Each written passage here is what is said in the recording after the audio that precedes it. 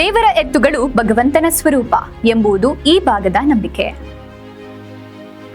ಬಳ್ಳಾರಿ ರಸ್ತೆಯ ಚಿಕ್ಕಮ್ಮನಹಳ್ಳಿ ಹತ್ತಿರದ ದೇವರಹಟ್ಟಿ ಗ್ರಾಮದಲ್ಲಿ ಚಳ್ಳಕೆರೆಯ ಶ್ರೀ ಶಾರದಾಶ್ರಮದ ವತಿಯಿಂದ ಆಯೋಜಿಸಿದ್ದ ದೇವರ ಎತ್ತುಗಳಿಗೆ ಬಾಳೆಹಣ್ಣು ಮತ್ತು ಮಕ್ಕಳಿಗೆ ಸಿಹಿ ವಿತರಣೆ ಕಾರ್ಯಕ್ರಮದ ದಿವ್ಯ ಸಾನ್ನಿಧ್ಯ ವಹಿಸಿ ಆಶೀರ್ವಚನ ನೀಡಿದ ಅವರು, ದೇವರ ಎತ್ತುಗಳನ್ನ ಸಾಕ್ಷಾತ್ ಭಗವಂತನ ಪ್ರತಿರೂಪವೆಂದೇ ಭಾವಿಸಿ ದೇವರಹಟ್ಟಿ ಗ್ರಾಮದ ಬುಡಕಟ್ಟು ಸಮುದಾಯ ಅವುಗಳ ಪಾಲನೆ ಮತ್ತು ಪೋಷಣೆಯಲ್ಲಿ ತೊಡಗಿರುವುದು ತುಂಬಾ ಶ್ಲಾಘನೀಯ ಸೇವೆ ಎಂದರು.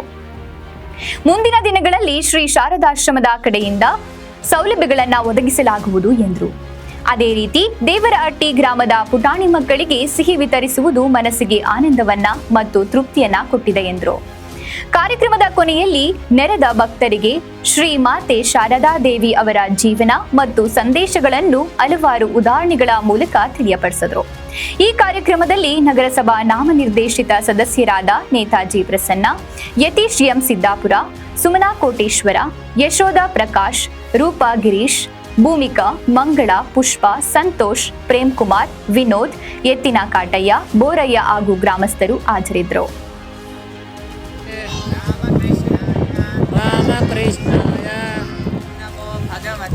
ಓಂ ನಮೋ ಭಗವತೆ